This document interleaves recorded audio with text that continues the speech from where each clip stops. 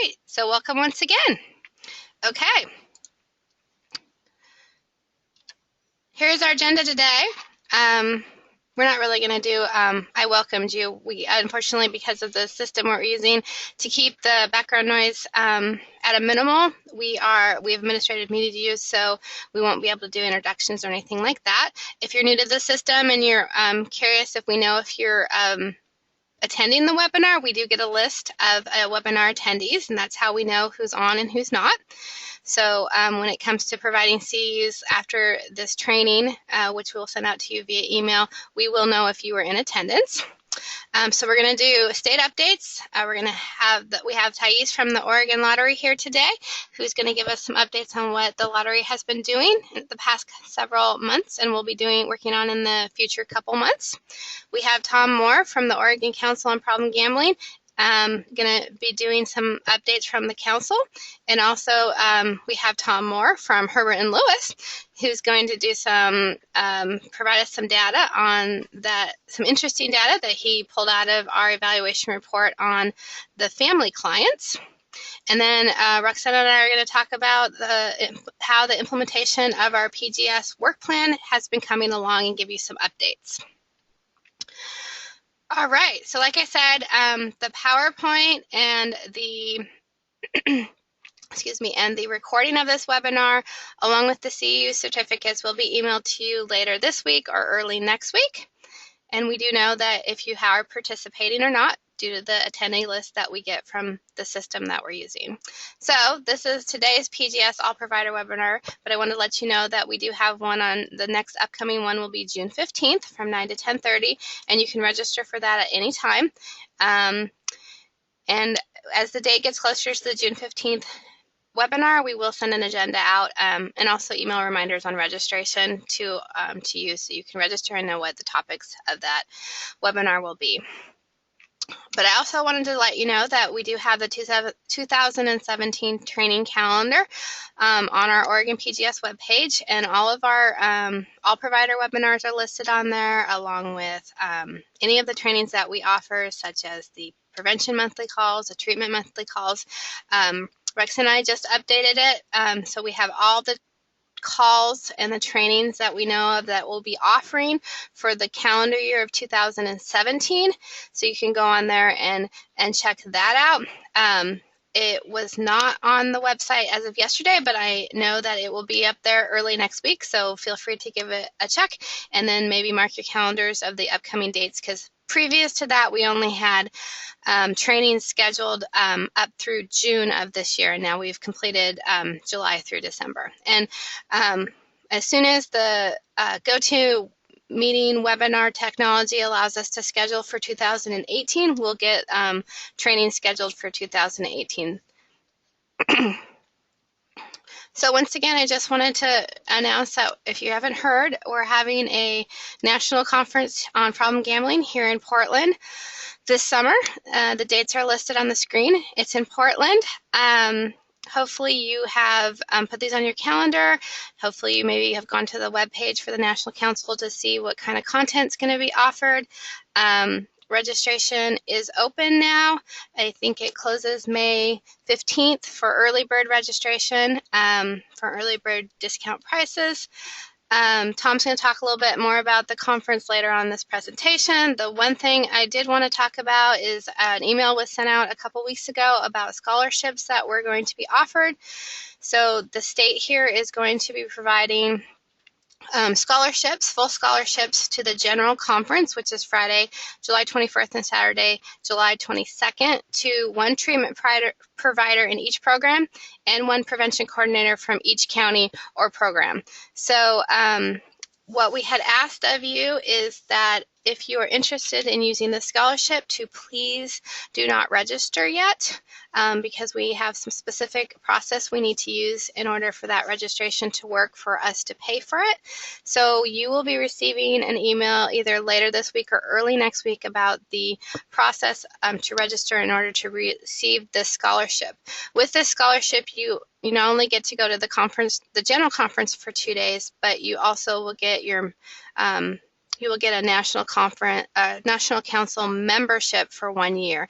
With that membership, you get access to webinars that are occurring by the council that may have a cost associated with them typically, but as a member you can attend those for free.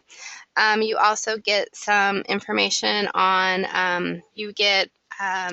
I think you get a copy of the Journal of Gambling Studies, which has research articles in it for 1 year. I think that, I believe that publication comes out quarterly, and a few other things. So like I said, we will be giving you more information on how to use this scholarship in the very near future. And one stipulation of the scholarship is that we would like to see you volunteer for a task at the conference. We do have to have numerous volunteers for different volunteer activities.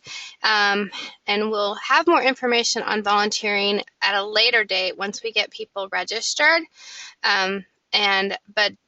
We just want to make it very clear that the volunteer tasks that you will be assigned to will not interfere with your conference attendance. So we're going to be very mindful of that when we place people, and make sure that if they are hosting a room or something, a workshop, scanning people's badges for CEUs, that's a workshop that they wanted to sit through anyway, and so that you are just there, you would have been there anyway, and then you just have this small task to complete while you're in that room.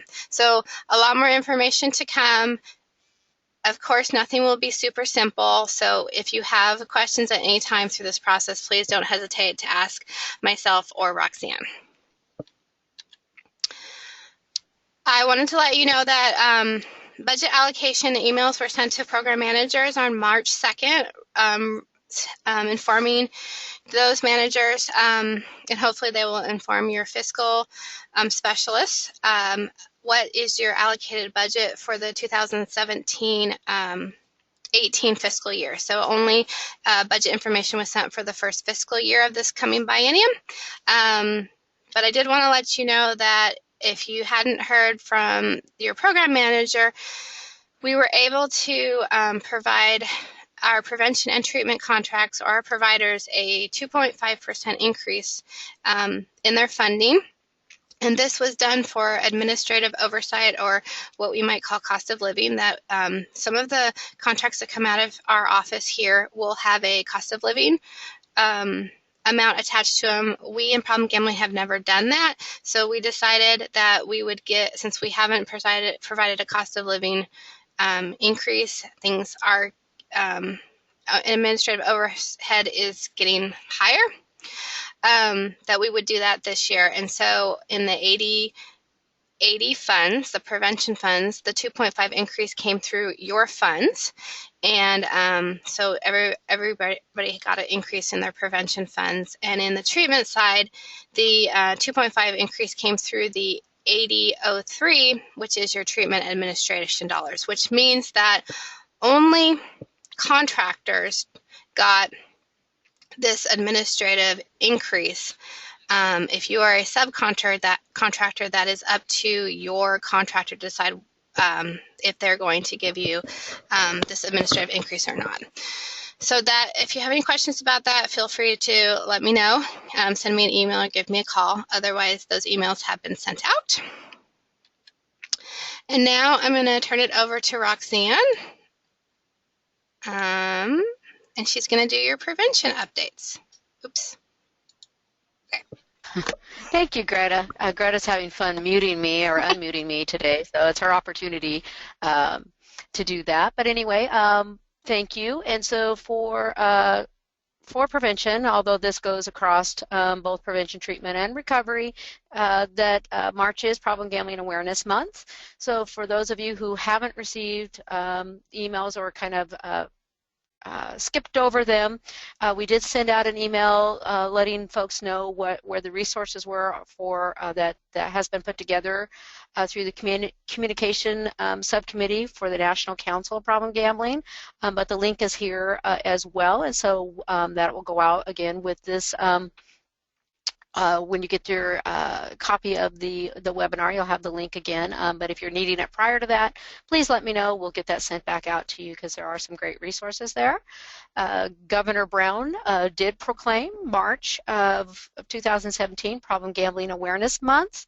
The copy of the proclamation can be found on the Oregon PGS website under the Problem Gambling Awareness Month tab. We jointly submitted the proclamation with the Oregon Lottery this year, and we're very happy to get that signed and back in time for the beginning of the month. For our prevention providers, we will be rolling out a new plan type in our Oregon Prevention Data System hopefully by the end of this month, if not as soon as the early part of April. We will be splitting our plans in the system so that the substance abuse prevention plan will stand alone and the problem gambling prevention plan will stand alone. So we've had to make some changes to the Oregon Prevention Data System to do that. I'm in the testing process of that right now, and we'll be scheduling training webinars soon.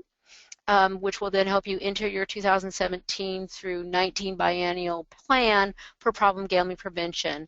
One of the other pieces is we've worked with our contractor, FEI, to develop some ad hoc reports for us in the SSRS report building section of the system, and we will be providing some training on how to utilize those reports as well.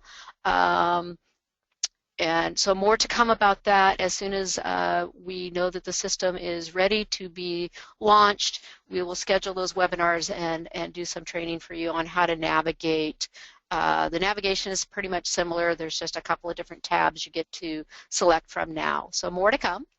Also, this is the big push month for our problem gambling awareness calendar artwork search that we do across the state from middle school aged students.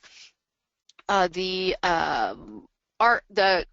flyers have been out, went out to all of the prevention coordinators to disseminate in their communities, and with a deadline of March 31st for the artwork to come back to the prevention coordinator. From there, then you would select your top 5 submissions and submit them to us here at the Oregon Health Authority by April 14th, so we can then do the final judging for the calendar. So any questions about that, please feel free to get a hold of me, and I will assist you the best that I can.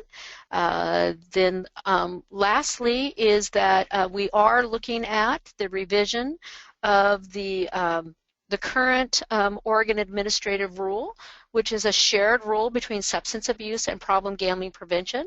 So at this point, we've started work with our Prevention Advisory Committee. We're also talking with Public Health. And looking at what will happen is that we will create and open a new rule for problem gambling prevention and edit ourselves out of the existing substance abuse prevention rule. And then as Public Health moves forward in their process and how they do their administrative rules, they will then work to that end of closing the current rule. But that will take some time, and we know that there's a lot of feedback loops that are happening right now across the state with the work that Public Health is doing with their transition, and that we're looking at here to ensure that the rule works for our problem gambling prevention program system. So more to come about that, but just a quick update. So that, I believe, is all I had, Greta. Nicely done. All right, I'm just going to let you mute yourself if you feel the need. I'm going to let you have control of yourself, Roxann. Okay, so some treatment updates around some trainings opportunities that we have. One of them is the grief recovery method training and project. So I sent an email out about this about 2 or 3 weeks ago to let you know that we at the fall conference had the executive director of the Grief Recovery Institute come and speak and talked about the grief recovery method and the training. And so we were able to bring that training here to Oregon for a private training session for problem gambling providers. And so we have scheduled that for May 8th through 11th. And it is in Bend, Oregon. It is a 4-day training, pretty much intense training, skill-based training, where you will learn how to do the grief recovery method with groups and individuals, or through individual sessions within your agency.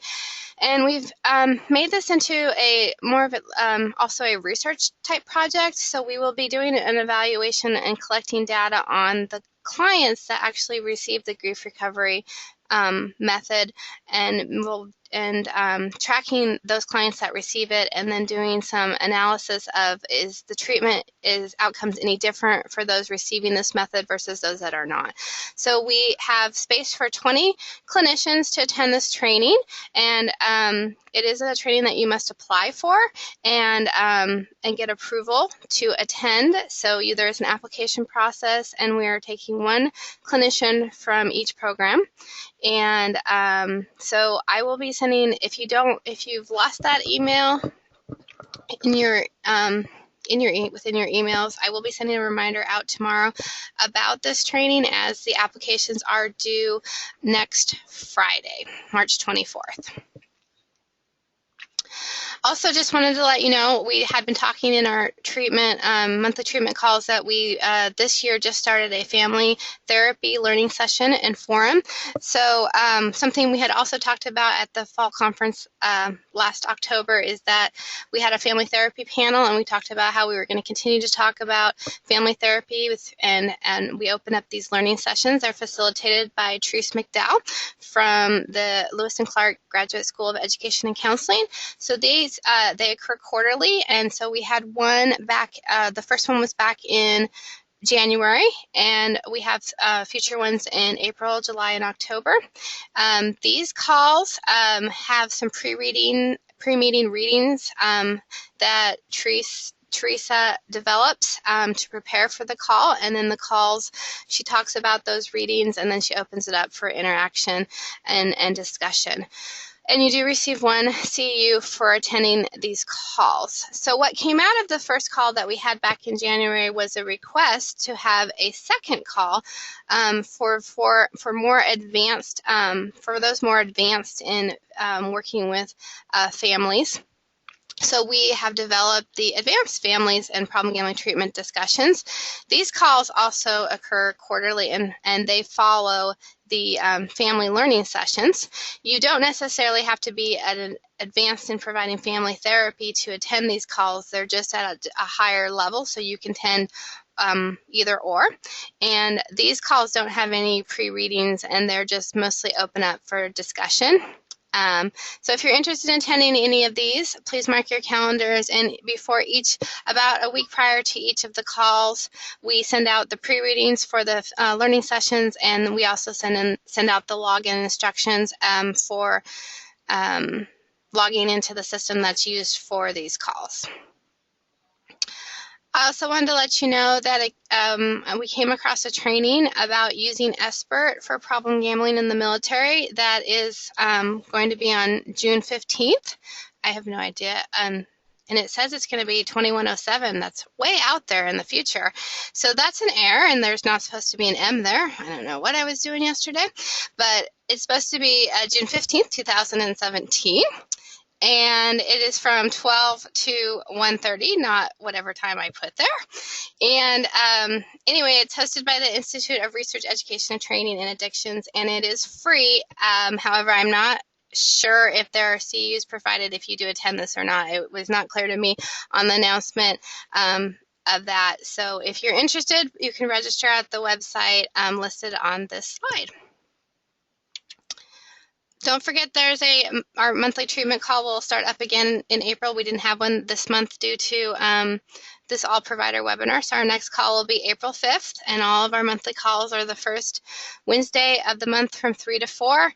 I provided you the future dates for all of 2007 below, and of course they're also listed on the training calendar on our Oregon PGS webpage, which I just recently heard during this webinar has now been updated. So if you go on there and download that training calendar, you will have all the dates for everything that Roxann and I are aware of that we will be offering thus far for 2017. I also wanted to let you know that the Oregon Lottery is going to be doing some problem gambling message impact focus groups, and Thais is going to talk a little bit more about this later on in this webinar. But I just wanted to let you know of the dates, and I apparently have a real problem writing 2007, typing 2017. So I will get that fixed too. But these are the dates that these focus groups are going to occur in the Portland area. And I'm going to be sending an email out later this week to clinicians and clinical supervisors and treatment program managers about helping the state and the lottery find gamblers and significant others of gamblers and some Spanish-speaking gamblers to review the advertisements that the lottery has created on our behalf around advertising the helpline. So you have like the boater and the couch and numerous other ones from the past to determine if the messaging that we're putting in these advertisements are really impacting and bringing people and doing the thing that we want them to do. So Thais will talk more about this, but I'm really excited that the lottery is looking into this, and it will be really interesting to see if we're hitting the mark on the ads that we make. So more to come later in this presentation from Thais, and then you'll see an email with more specifics in the next few days. Next, I wanted to let you know that at the monthly treatment calls, many times I'll cover things about that I hear in the field that people may be getting cited for in findings for in their site reviews, and we'll talk about it so that you can have a successful site review and try to meet those requirements, or we'll talk about things around encountering. And so I've done a lot of those over the past year at different times during these treatment calls. So what I have done is I have created this cheat sheet, which I'm just now getting ready to finalize, where I've put all that information from those numerous treatment calls into one document so that you can reference it all at one spot. So I'm just now getting I'm just now completing this, and I'm going to send this out via email to your treatment providers. But I just wanted to let you know that it's coming, and it's in all one place. It talks about telephone counseling regarding the site reviews. It talks about how to encounter for some of the client finding outreach codes and different things that we've talked about in the past. Lastly, for the treatment side, I just want to let you know that I've looked, I think this was part of our, PGS work plan, that we look at our reimbursement rates. And I did that this year using our actuarial services unit here at OHA to determine how our rates compared to other rates, because I hear a lot of times that our problem gambling rates might be a little bit lower than what the rates that the CCOs cover. So I just wanted to get some information around that and see how we did compare. And it was determined that we are a bit low on our rates. So I just wanted to give you a heads up, and this information just came in to me 2 days ago, so I haven't had time to process it all, but it does appear that we are a bit low. So some of the procedures codes that we use will be increased to be more competitive with the other areas that are actually have billing codes too. So starting July 1st, we'll have a new rate sheet with some increased codes. So this will be really great for providers, subcontractors that probably bill to their contractor for services, because they might actually receive that more money because they use more of a fee-for-service model. This will be great for our system because many of our providers are not always billing up to encountering up to the allocation that we give them.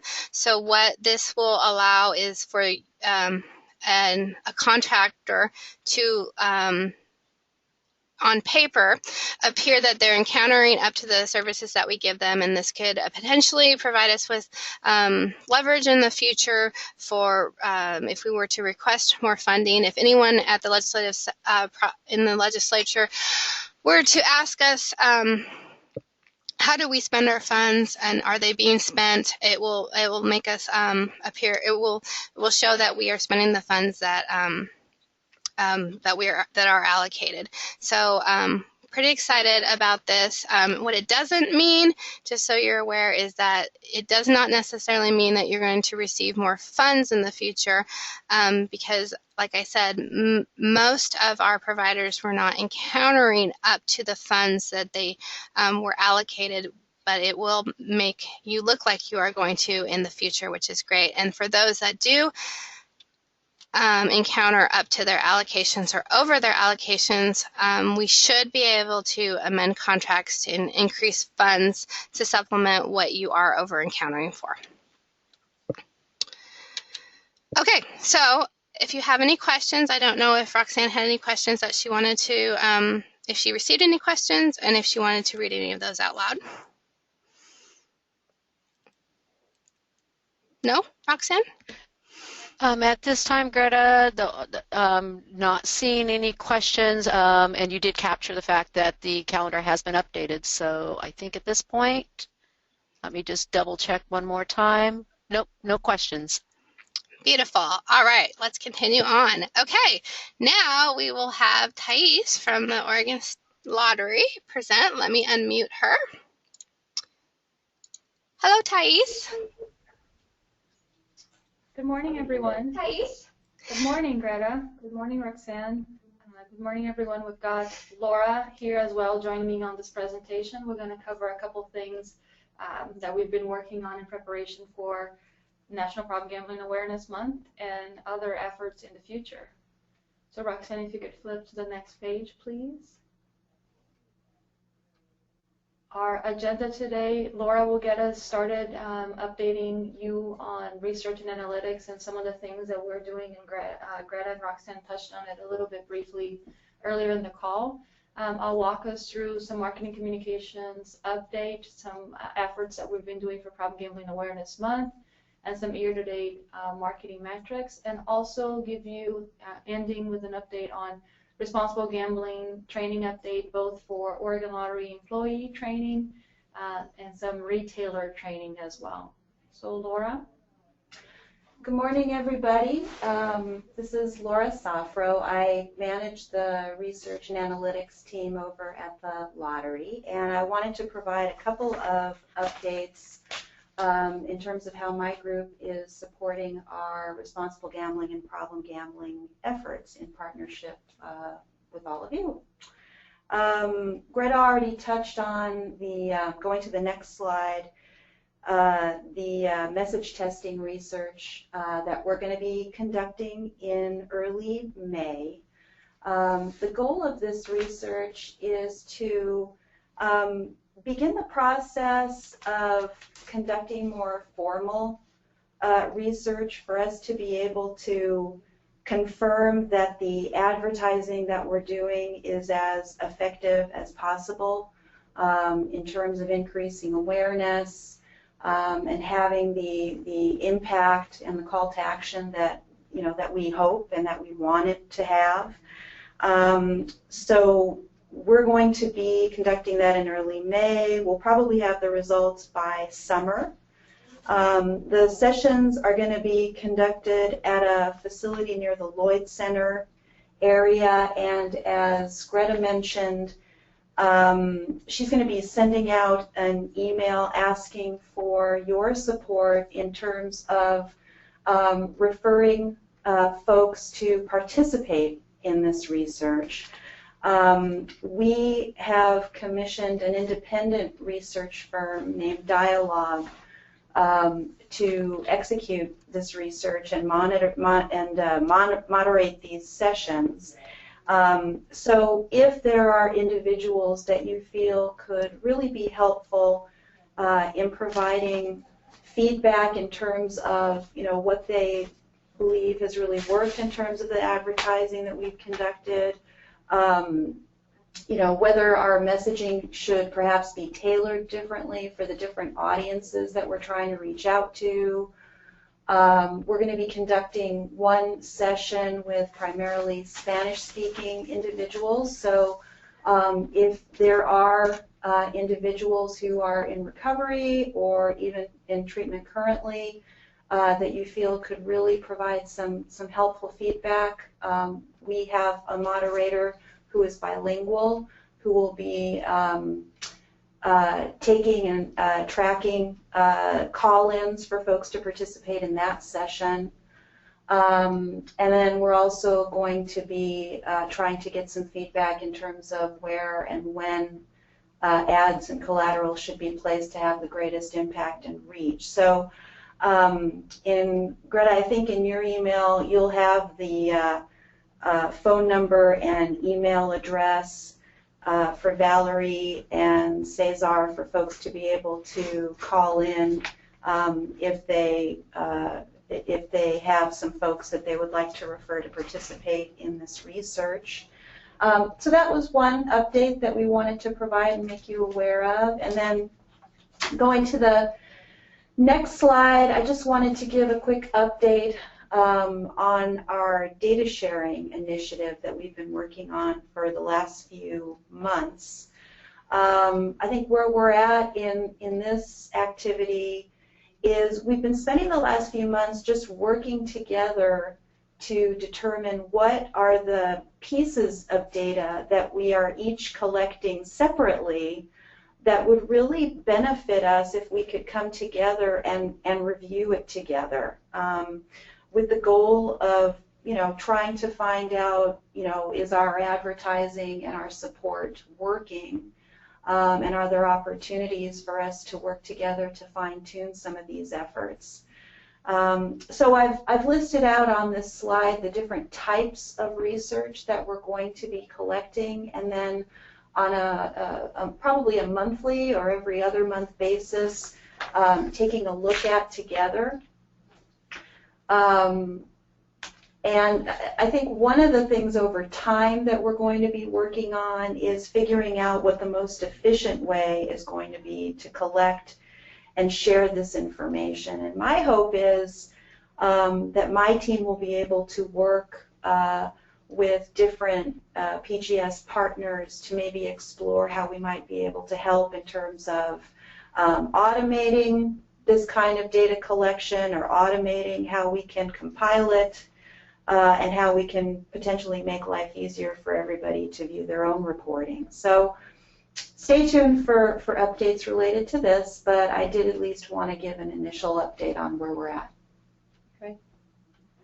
So moving on to Problem Gambling Awareness Month, Lottery worked jointly with the National Council on Problem Gambling to develop new assets to be posted on their website. And Roxann touched a little bit on that earlier too, so that's actually what the site looks like, and the URL, so you can all go in and download some brochures. There are flyers, news releases. The next page talks a little bit about, next slide, the tweets that we developed jointly. So if we can go to the next slide, there are 31 days of tweets, both in English and Spanish, that are available.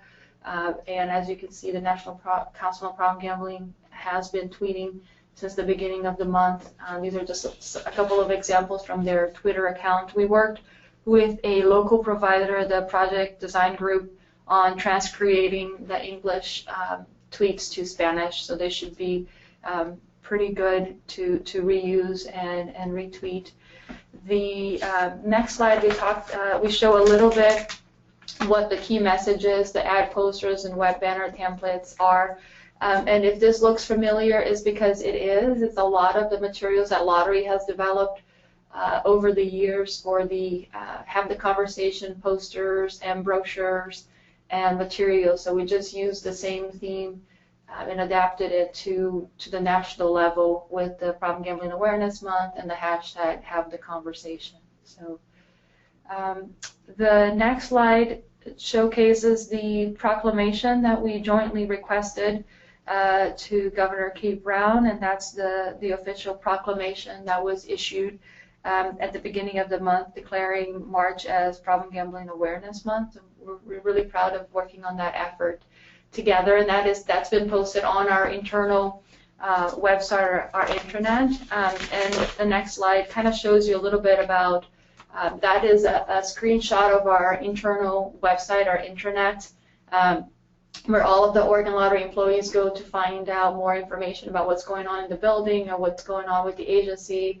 It's where you go record your timesheet and you get sales updates. So people access this page on a daily basis. And as you can see, we have pretty prominently featured that March is Problem Gambling Awareness Month.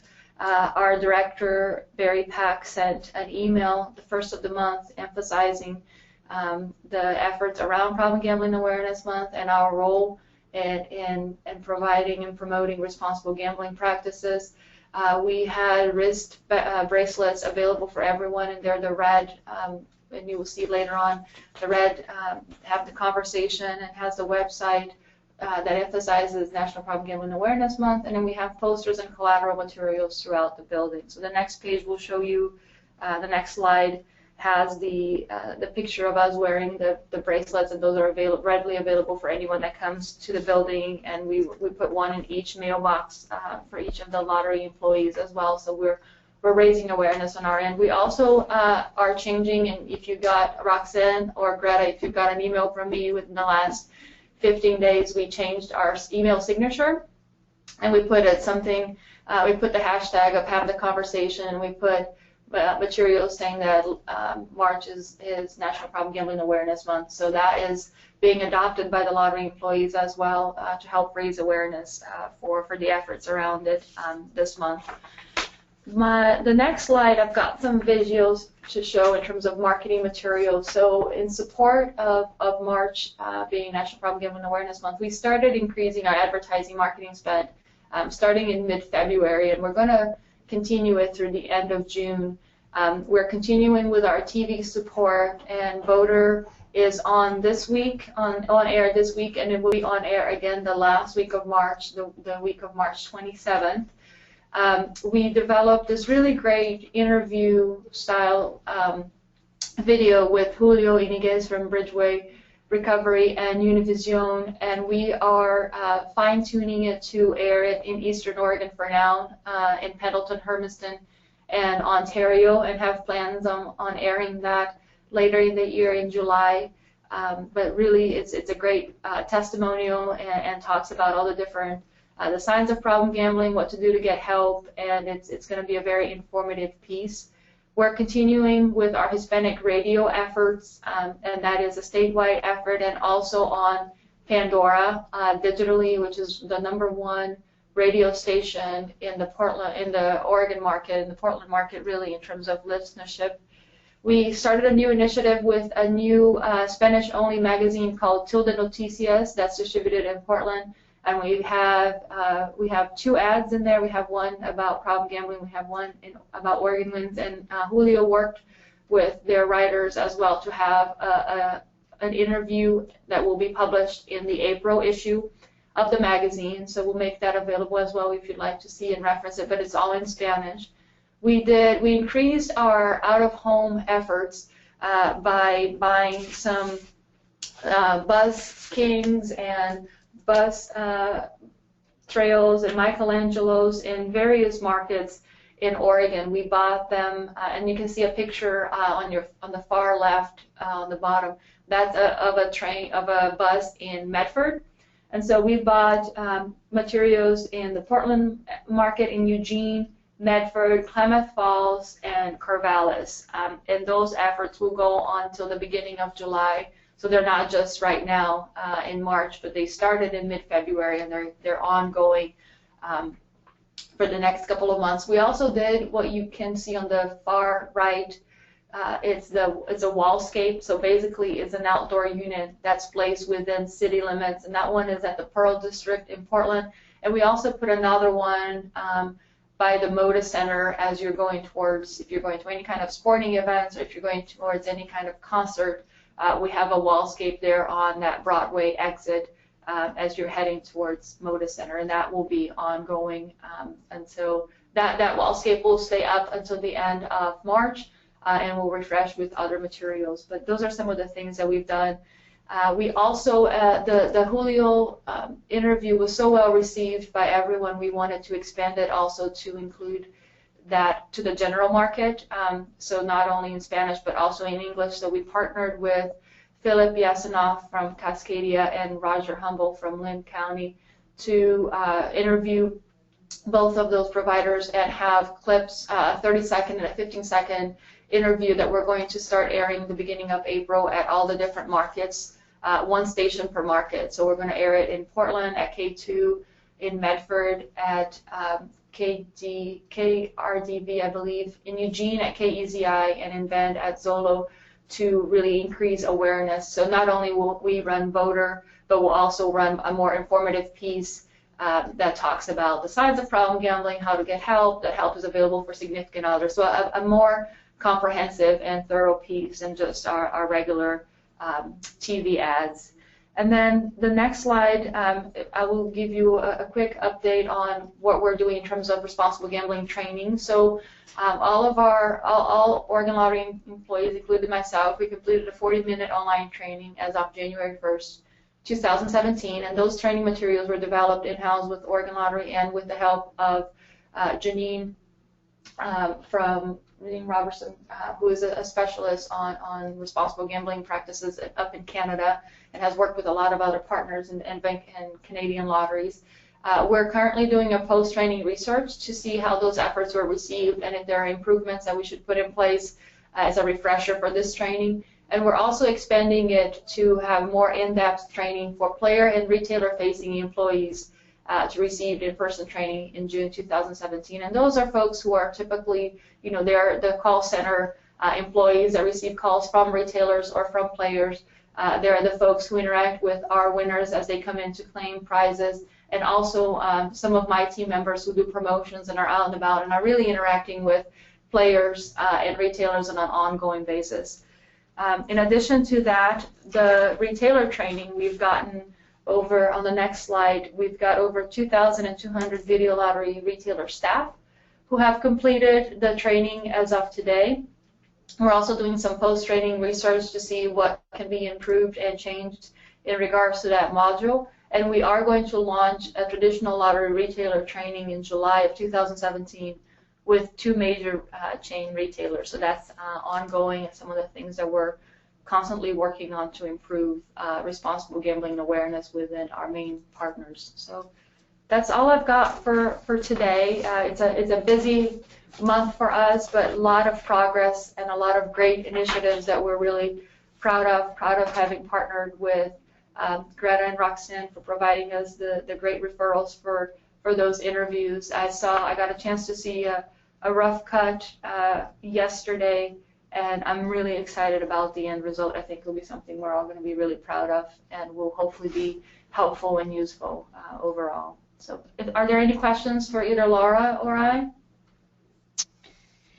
At this time, not seeing any questions. On the chats. At this time, not seeing any questions. Muted. Not seeing any questions. Yeah. You know where to find me and where to find Laura if there are any follow-up questions. But thank you so much. If there are any follow-up questions, just let us know, Roxann. You know where we live. Yeah, sounds great. And so we did have a shout out to say that this is really comprehensive efforts. Great. And so we did have a shout out to say that this is really comprehensive efforts by the lottery. Sorry, I was having to get rid of the feedback on my end.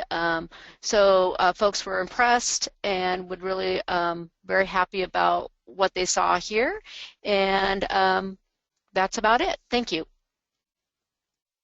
Unmuted. Thanks, Thais and Laura, for those updates. That was really great. You guys have been really busy and doing a lot of great stuff. We really look forward to seeing the outcomes of some of the projects that you're working on. Okay, so we'll continue on. And now Tom from the Oregon Council is going to give us some updates. I'm going to unmute him. You are good to go, Tom. Okay, thank you. Good morning, everyone. First, I'd like to personally, from the council, thank Thais and Laura and Stacy at the lottery.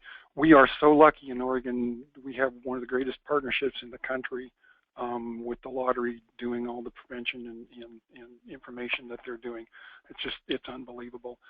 Anyway, next slide. It's just great work they're doing.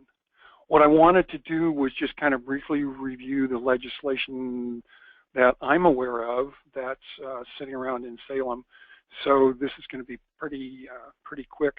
The first First one is Senate Bill 252, and what that does is specifically adds problem gambling treatment to the hardship driving permits that folks can get for mental health and addiction. So that revises Oregon Revised Statute 807.240, Department of Transportation. That flew through the Senate. It's now in the Judiciary, easy for me to say, committee, so that's going to be moving on. And we're seeing that going in. And again, that was it just added problem gambling treatment to that hardship driving permit. The second bill, House Bill 2549, that was introduced and sponsored by Representatives Hack and Evans. And what that does, it's a brand new bill, and it attempts to make the Oregon State Lottery the regulatory body for fantasy sports. It's currently in the Committee on Business and Labor. From what I can pick up, there's not a lot of support anywhere for that because the Oregon State Lottery is not a regulatory body other than for the lottery. So it just doesn't make sense. So my suspicion is that's probably not going to go very far, and it hasn't had a lot of attention yet. The next bill is House Bill 2761. And that's an interesting one. What that does is it includes fantasy sports specifically as a contest of chance. So it's an amendment to the revised statute 167.111. There's no sponsors listed for that at this point, and it's currently in the Business Committee on Business, Senate Committee on Business and Labor, and nothing scheduled. So to me, that looks good. It clarifies that it's not a skill game, and that it puts it with cards and bingo and everything else. So we'll keep you posted on where that one's going to go.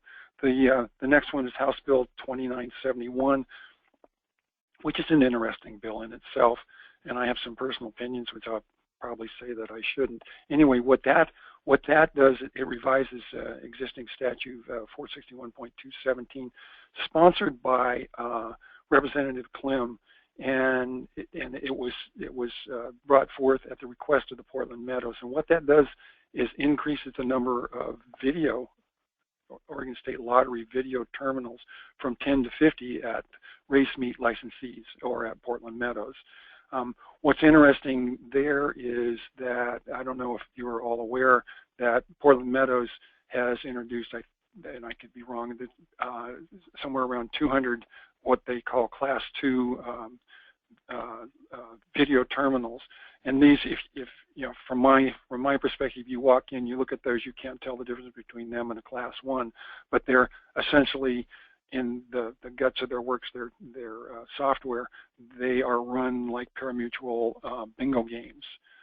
But so with that and with all the other kinds, they've got historic racing, they've got off-track racing, and there's some scheduled on-track racing. So it's essentially, and again, this is simply my opinion, no one else's opinion, that we have another casino in Portland that they've got under the laws. And it's not the first time that a gaming facility has been established with Class 2 machines. There's one down in Southern Oregon. So I don't know where that's going to go. It's in the House Committee on Business and Labor. Nothing's been scheduled on any of these bills, so we're watching them. I think that one's going to have the most impact from several reasons. One, expanding gaming opportunities, but also listening to some of our friends at the Indian gaming centers, that Oregon is beginning to reach a saturation point. So there's not a lot of new people that are coming into gaming, and there's some suggestions from some of the research that the tribes have done, and some of the research that we've done, is that younger people are not gambling as much as the older people. So that population is kind of going away. So it's again, from my perspective, you look at that, it's going to, in that area, it could certainly impact some of the lottery retailers that are limited to 6 machines. So that's kind of where we are with the legislation, and again, we're watching that, and again, nothing's been scheduled. So next slide, please. National conference has already been talked about, learning, listening, and leading. I don't want to go over all this stuff. A couple things to be cognizant of is that Greta has talked about the registration, and the early bird registration ends May 15th, if anyone wants to do any on-site registration, it's going to be whatever the full rate is plus $100. A couple of interesting things that are happening at the conference. Last year, they had a sports and gambling summit that was very, very well received, so they're going to be doing that again during the pre-conference activities. And another thing that I'm personally excited about is that there's going to be a tribal gaming summit.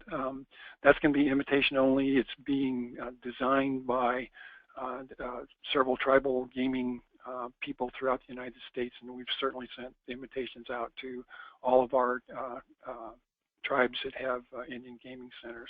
So again, we're looking forward to that. We haven't had a lot of participation with the tribal gaming folks in any of our efforts, so we're again looking forward to that. And then I can't go without mentioning the keynote on Friday is going to be Dr. Murata, so that's going to be interesting. And Greta's already talked about the scholarships. A couple things I didn't put on that list. Everyone knows the political climate has changed, so the National Council in D.C.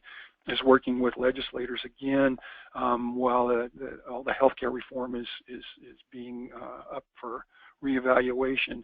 The opportunity exists to at least get some problem gambling specific language and coverage into the legislation at some point. So Keith's working on that diligently with several legislators. The other thing too is that there's been a lot of effort over several years regarding gambling in the military and not getting into a lot of that. A lot of the welfare and recreation funds, especially from overseas sites, are supported by gambling machines in our overseas bases. So there's been several attempts to get the military to look at the extent of problem gambling among active duty, and we know from all of our research that younger folks that are in the military age group have a much higher rate of gambling and a much higher rate of potential problem gambling, and with their family members that are going through all the stuff of being dislocated and that kind of stuff.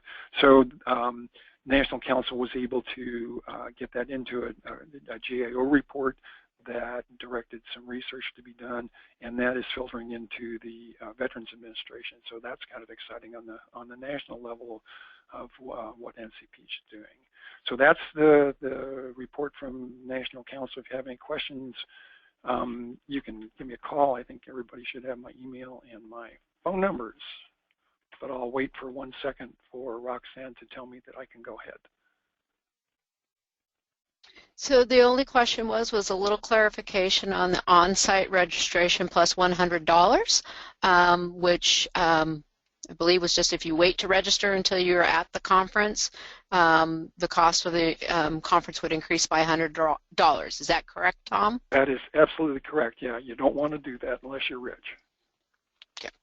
And that appeared to be the only question. Okay, great. And I'm ready to go on to the other one. Before we move on, I need to do a disclosure because a lot of folks know me.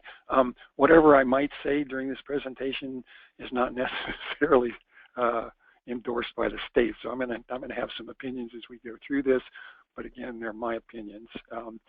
So you know, that I've titled this "Where Have All the Family Clients Gone?" You know, what's the big deal about family clients? And there's several things. One is that you know, we've have had evidence for years, and even in our own data, that for those people that are getting treatment, whether it's mental health treatment, addictions treatment, physical health treatment, or gambling treatment, those folks that have a family member or and I kind of talk about family members, and I'll give a definition here shortly, involved in their treatment, they have higher rates of successful completion and better odds at long-term recovery. So really, you know, when I'm looking at this, I'm looking at this as a quality of care issue, because we know what's out there and we know what's possible, and we've seen some trends that have been kind of strange. So next slide, please. Family member, traditionally, relatives have included other individuals who are considered important recovery support persons. So it could be close friends, it could be coworkers, and it has been coworkers. So there's a lot of flexibility around what we call family treatment and who's involved. So if you have any questions, just shoot Greta an email, and Greta's going to get me for that. But anyway, shoot Greta an email and say, I got this person, this is our relationship, and usually it's going to be okay. Again, what traditionally we've looked at is anyone that's going to be helping the person during treatment and also after treatment can be part of their recovery support group. Next slide, please. So this is one of those slides that you look at that and you go, well, what the heck does that mean? So what I did is I looked back over the last 15 years, looked at the number of gambler clients coming into treatment, number of family clients coming into treatment, and the percent of family clients or the ratio of family clients coming into treatment. So there's a couple of interesting things there. You look at the first 5 years up through 05, 06.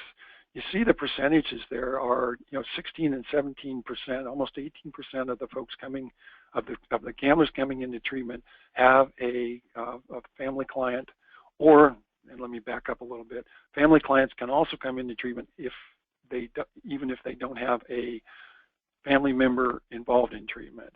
So the ratio, that ratio was pretty high in the first 5 years of our 15-year look back.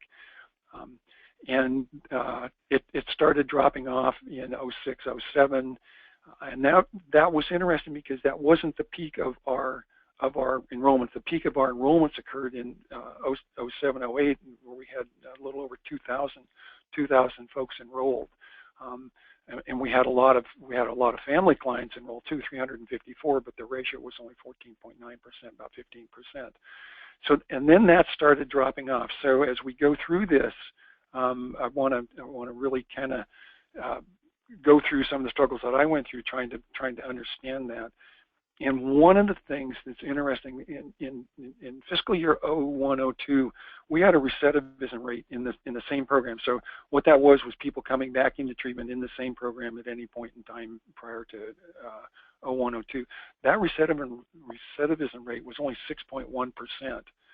In fiscal year 15, 16, that rate was 27.4%. So a little over a quarter of the people coming into treatment in the same program had been in treatment before. So one of the things that I kind of in the back of my mind is, how do we filter out this, recidivism rate and family members? So there's some suspicion in my mind that folks coming back into treatment are probably less likely to have family members, but I haven't been able to dive down really deep into the data to do that. The other thing, as sort of a caveat, in 15, 16, the Coffee Creek program, there was an educational program there, and it was seeing several family members as part of that, and that has moved into a treatment program, so we're not seeing as many family members. So there's a lot of stuff going on that influences the number or the ratio of family members coming into treatment. So again, we've certainly seen a drop in that. So next slide, please. What I wanted to do is to kind of look and see, we know that there's probably a trend towards the number of family members coming into treatment based on the enrollments. So when you look at the blue line there with the diamonds, that's the number of gamblers coming into treatment. So you can, obviously nothing new about, we've had a decline in enrollments over the years. The fluctuations in the gambler clients have been much larger, simply because the numbers are larger. So you look down at the squares, the red family clients. There is sort of a matching trend, but it doesn't quite follow the enrollment trends. So again, we know that obviously the numbers are going to follow. As numbers go down, the family numbers are going to go down. Next slide, please. What this slide, hopefully it's not too complicated, makes sense to me. The first column is the percent change. That's the change in enrollments from year over year. So if you look at FY 02, 03, there was an increase of 7.2% in enrollments of gamblers coming into treatment. The next year, that number of enrollments went down 6.9%, and then 10% up, 10% up. And then, when we saw the significant decreases following the economic recession, we had some really significant decreases, 20% and 18%. And then more recently, we've even seen a decrease in fiscal year 13-14 of almost 15%. We have sort of stabled out in the last couple of years.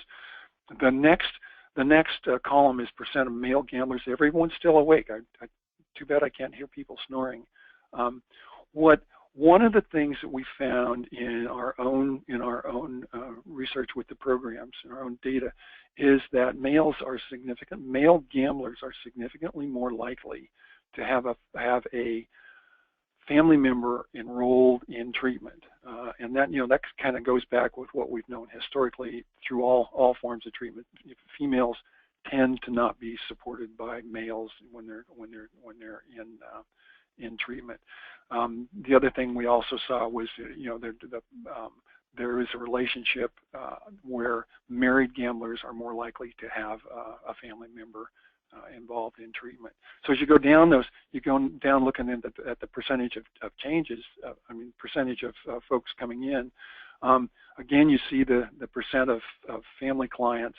The last few years has been dropping off, and again, it follows that same pattern that we saw earlier, and it drops off. But the relationship, or the percent of males to females, as you look at that second column over, that kind of drops off. And Greta, can we go back a couple slides? I'm sorry. Oh no, that's okay. Go ahead. I don't need to do that. I'm just getting ahead of myself. Next slide, please. So what I did was I took the percentages, the ratios, and trended those out. So the bottom blue line is the changes of enrollments of gamblers in the gambling treatment program. So again, you can see wild fluctuations in that.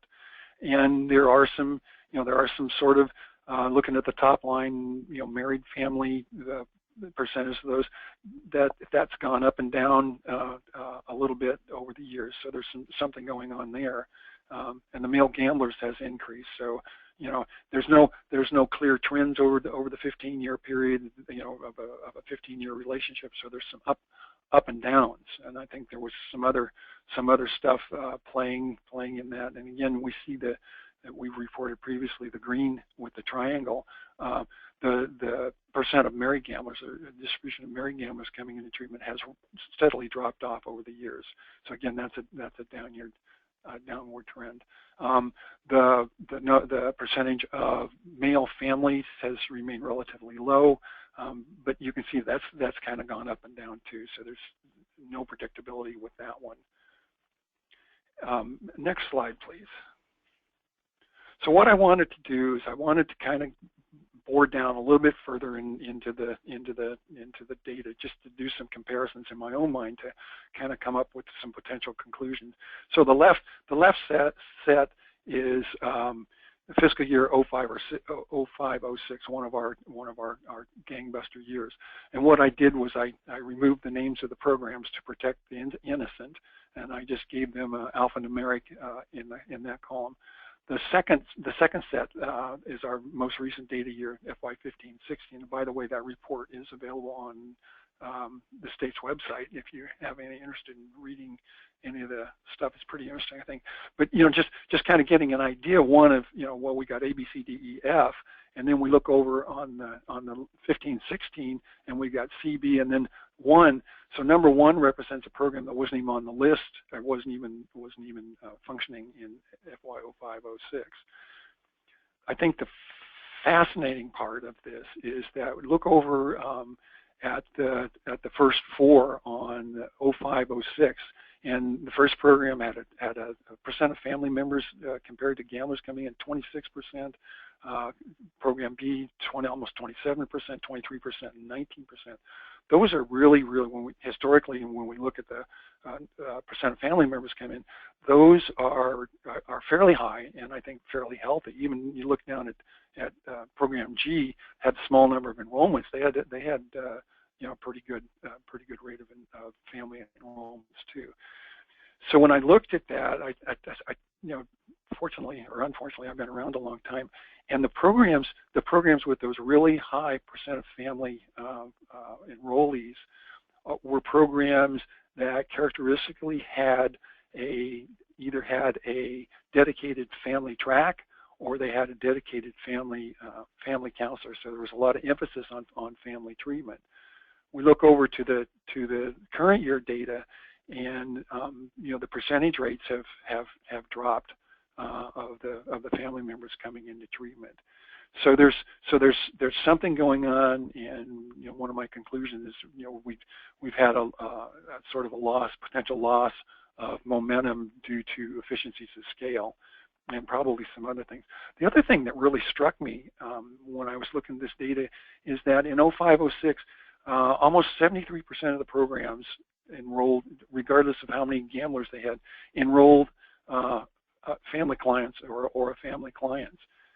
Last year, our last data year, less than half of the programs that had enrolled clients, gambling clients, enrolled a family client. So again, this reinforces some of the thoughts that I've had. And I'll do kind of my conclusions here in a second. The other thing I wanted to do was just kind of for information. Next slide, please. Thank you. Is that where are they coming from? We have seen some changes over the years, but the changes in the distribution of where they're coming from really hasn't changed that much. So you look at family, friend, a previous or current client. That's been our biggest source of family clients coming into treatment. We have seen over the years some fluctuations and increases in all the other referral sources and stuff like that. And this year it looked pretty good. So again, where they're coming from still looks sort of the same. Next slide, please. And then demographically, their average age has been pretty reflective over the years. That folks coming into and it's pretty consistent with the age of the average ages of the gamblers coming in, where the average age is 48.9%. And again, that kind of goes back to what I'd said earlier about the gambling. The people who are gambling tend to be older than the younger people. Younger people are doing other things. And then the relationship, table 12.3, those are the table numbers out of the report, where it talks, the gambler was a male and the family member was a male. Only 12.3% of the family members coming into treatment represented that group. Gambler male, family member female, again, I referenced that, almost 54%, and we've seen that go up to 60% in some areas. Gambler female, family male, 20%, and gambler female, family female, I just messed that up. 20% was gambler female, family male. I think this is Greta's disease is catching me here. And then the gambler female, family female was only 13.9%.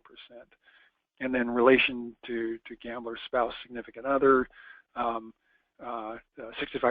and again bearing out the data that males are less likely to come in for a gambling as a family member than the females, 53 to 70%. You can read the rest of those there.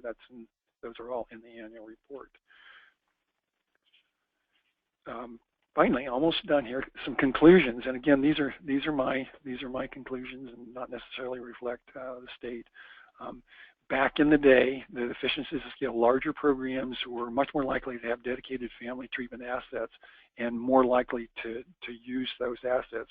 And so what we saw was a several-year buildup with the emphasis on family programs and on family treatment, and it became more of a routine. Where folks had a mechanism of bringing and inviting family members in. The declining enrollments in family treatment, again, my conclusion is the loss of family treatment assets related to availability. And what I'm thinking is based on the high number of programs that have enrolled gamblers that haven't had family members coming into treatment, that it's probably, and I didn't write this down, and if anyone, it's being recorded, so I guess I can't deny it unless we erase it. One of the things that I think is happening is that as the programs have retracted, as our enrollments have come down, and they've become more integrated with their hosting agencies, if you will, that the culture in the public sector treatment typically is not focused on family care. I mean, we look at a lot of the addiction programs, mental health programs. There's not an emphasis of getting family members in and having family treatment programs. Again, some agencies are very good at it, and some agencies, it's just not. It's not part of the radar.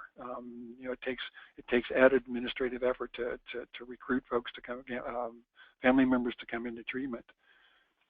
And then looking at the demographic data of the gamblers, there's no suggestion or no evidence that the changing dynamics of that, other than potentially the high recidivism rate, relatively high recidivism rate.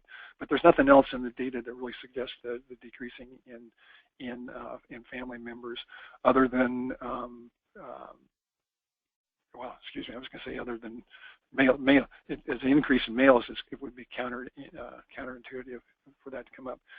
So I think that the challenges are really establishing available family treatment and making that part of the problem gambling treatment culture. That it's important to get family members into treatment. We know that it helps the gambling client. We know that it increases their chances of successfully completed, and we know from other data that's out there that it increases their potential long-term recovery rate. There are some of the programs, and I'm not going to have time to go into that, but we could have some of the old timers talk about that. But there were some pretty proven recruiting mechanisms that were established in some of the programs back in the day that had dedicated family treatment assets, and they actually recruited family members, with an introduction, having the gambler in treatment, and part of their treatment was talking about the importance of family, and the importance of having social support in the family and friends or whatever, and then with a release, actually sending invitation letters out to family members and contacting them and doing informational sessions and stuff like that. I know that's hard for the smaller programs, but I think there are some things that we can increase the at least the distribution of family members coming into treatment. And I've been in the business a long time, and I really champion this. It's really important for family members to be involved in the treatment, and I think just kind of this kind of goes along with the efforts that Greta's doing with Teresa around this family treatment. And I really hope that catches on. So if there's any questions, I'll answer those. If not, I'm done. Thank you for the opportunity.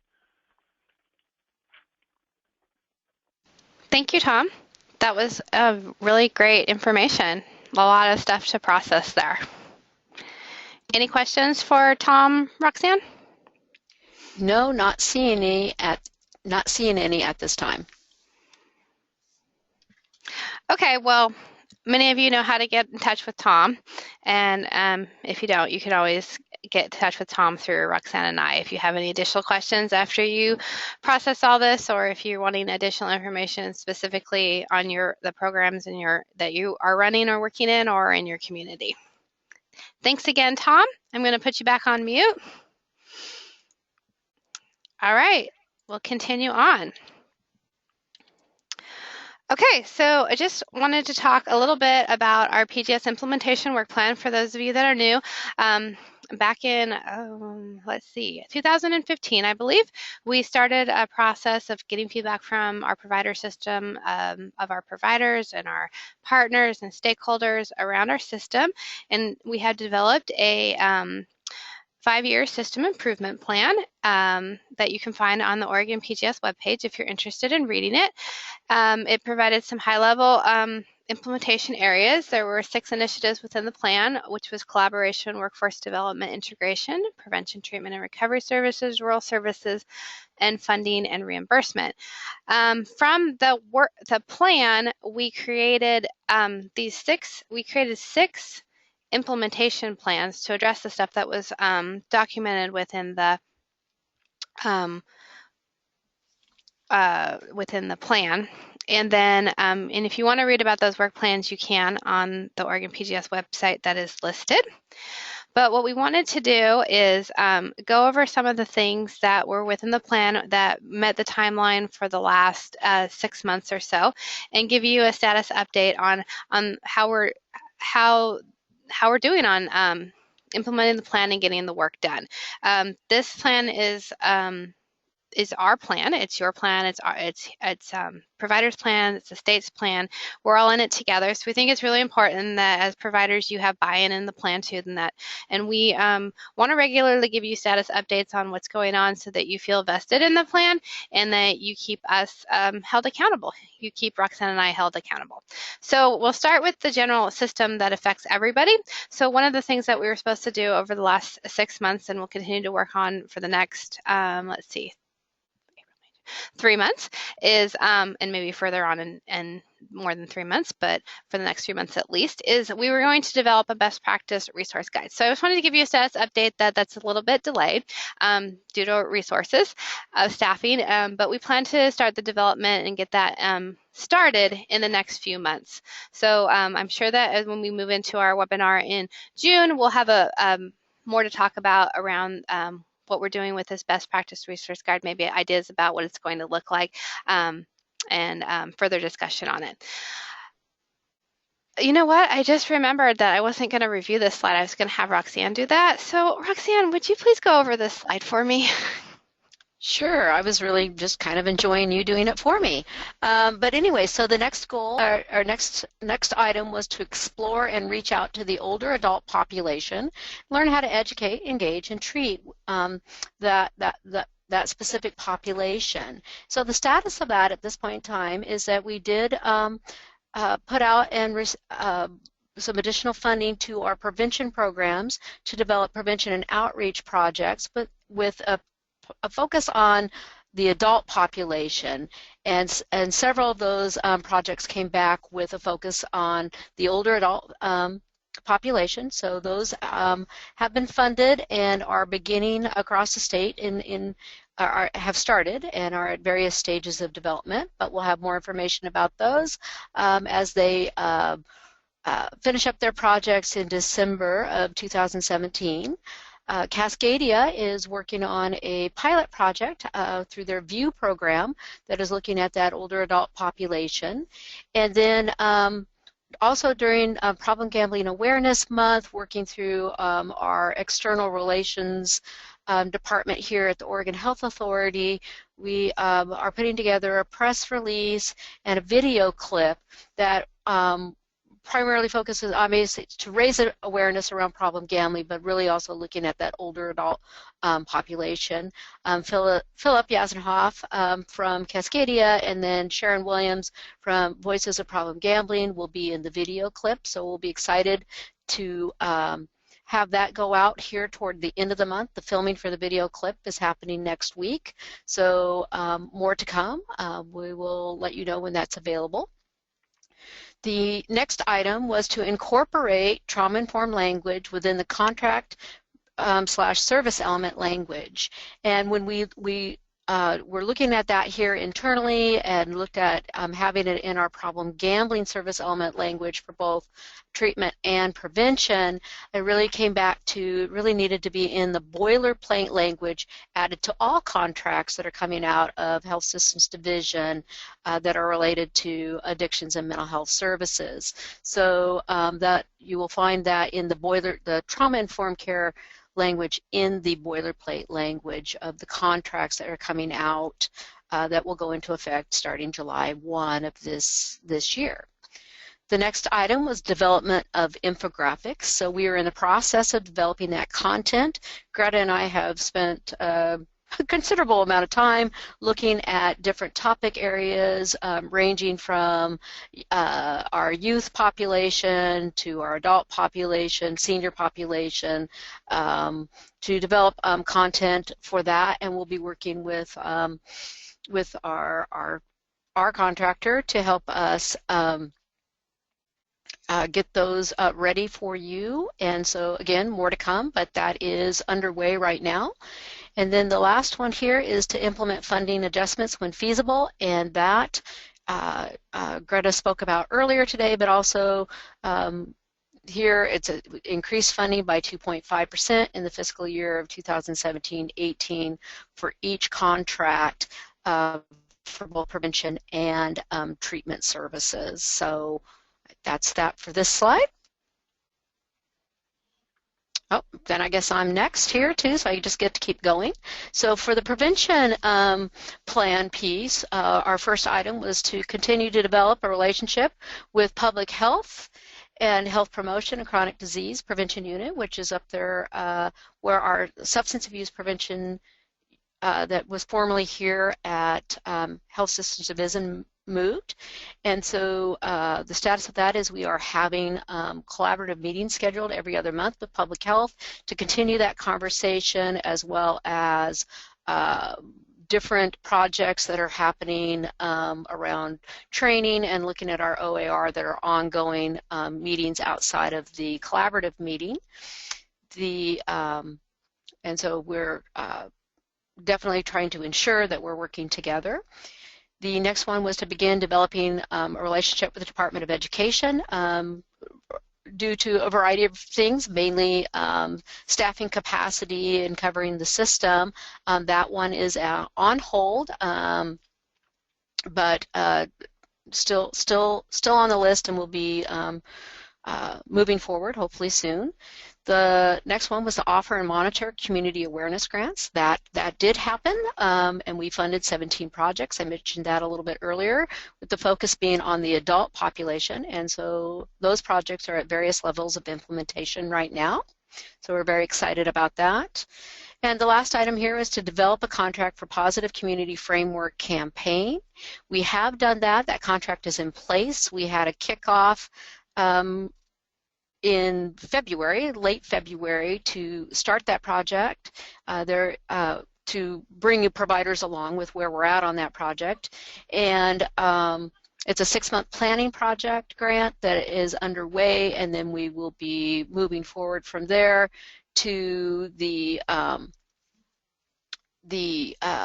looking at the ongoing project for the next biennium. So that is what I have here. Oh, still keeps going. So the next item was to create reports and dashboards with the Oregon Prevention Data System. So those reports have been created.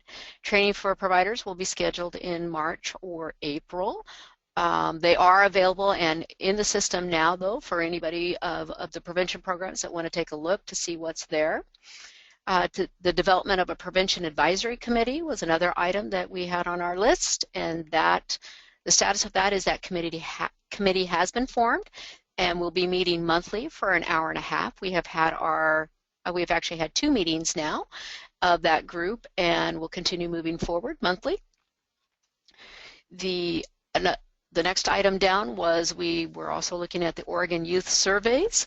The status of that at this point is, with the transition of substance abuse prevention moving to public health, the student wellness survey that used to be administered through our health analytics here also moved to public health, and there are ongoing meetings starting this month to look at taking the Oregon Healthy Teen Survey that has been done by Public Health and the Student Wellness Survey and combining them. I have joined that committee to, as they are looking at the combining of those 2 surveys and to ensure that the needs of problem gamete prevention will still be present in the survey, etc. So more to come about that as those meetings get started and we start seeing where that will be moving.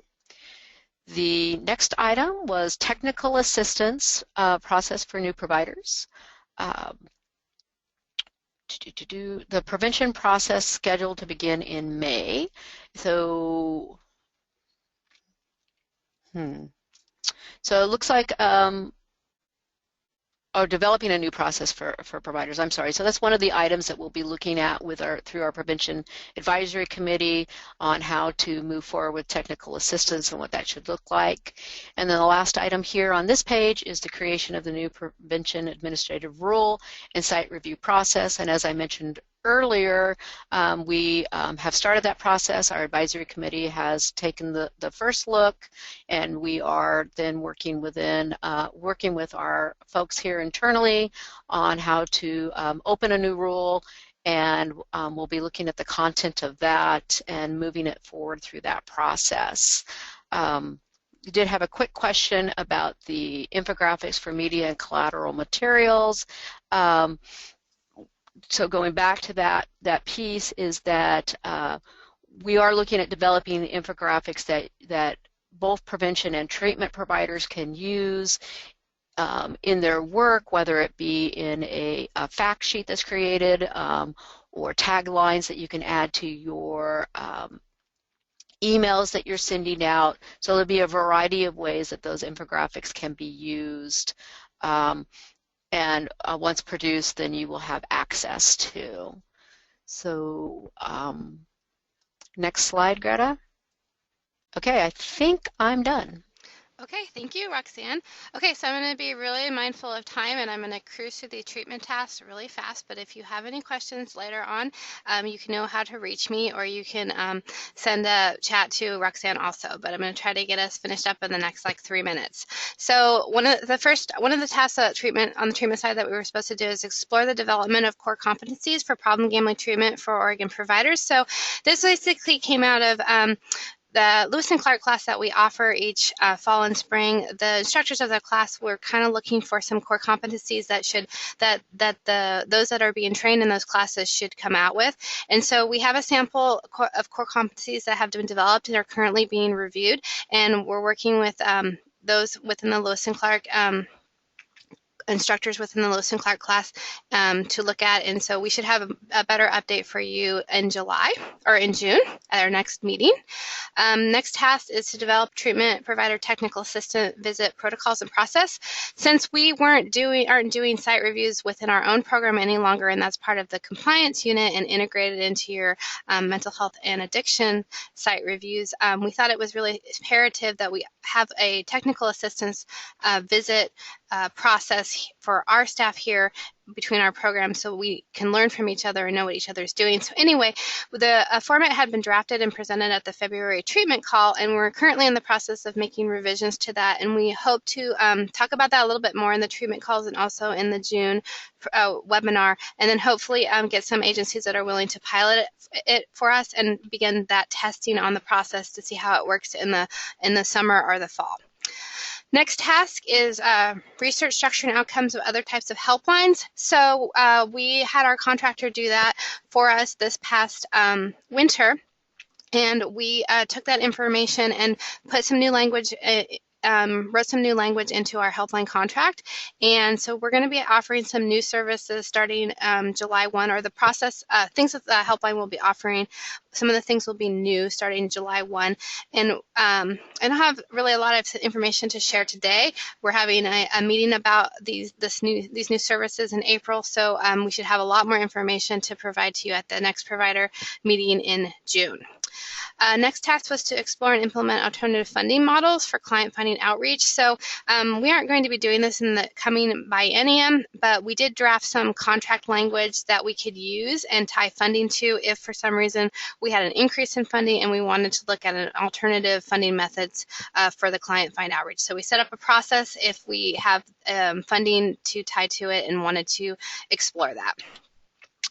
Next task was to develop in respite care in Eastern Oregon. So we currently drafted an MOU, and we're waiting for a signature from those at New Directions Northwest. And also, we discovered that we didn't have any service element contract language around respite care, the respite care that will be occurring for Eastern Oregon or for down in Josephine County. So we also drafted service element contract language for next biennium that their funds will tie to that contract language.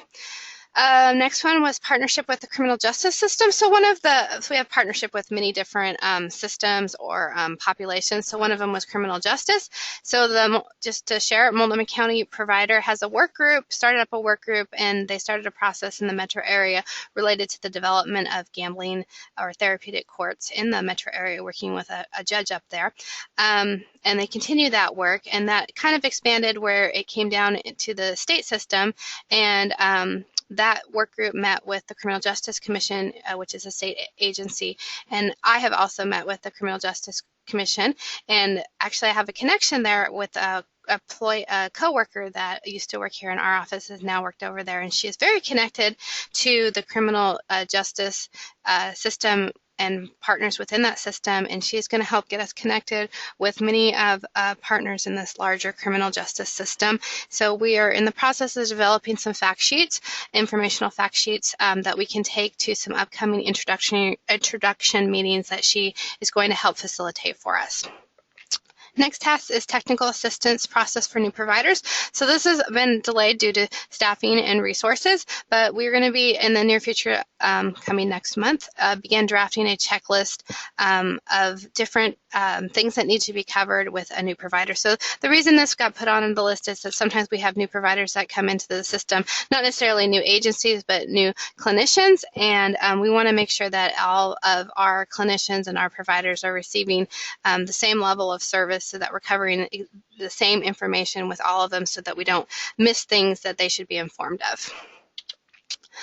Next was reinstate the treatment specialist position. So as I stated in the past, we drafted a policy option package, which is the method that we use here to get legislative approval for a position, and that did not move out of OHA, but for this legislative session. So our future plan is to continue to present policy option packages at each session, whether that be special session or the regular session. And also we're going to work more with our advocacy groups for assistance to get traction to get this policy option package over to the legislature. Update and increase reimbursements rates. So we covered that earlier today in our presentation. And the next is expand flex codes. So we're going to be working with Herbert and Lewis in the spring to develop maybe some specifics around flex codes so that we can improve our data evaluation. So instead of just saying that you use flex code funds, this amount of funds for something, we might want to tie it to some specifics so we can see exactly what our flex funds being used for. Are they being used for employment purposes? Like say a client needs to get some glasses and they can't afford glasses, so that they can read so they can get employment, and just different things like that, like maybe some flex funds used for housing purposes, and different things like that. So we're going to explore that and see how we can expand the flex use funds, and if that without causing more without being a barrier to you guys submitting data. So that is it. I don't know if there's any questions, Roxann?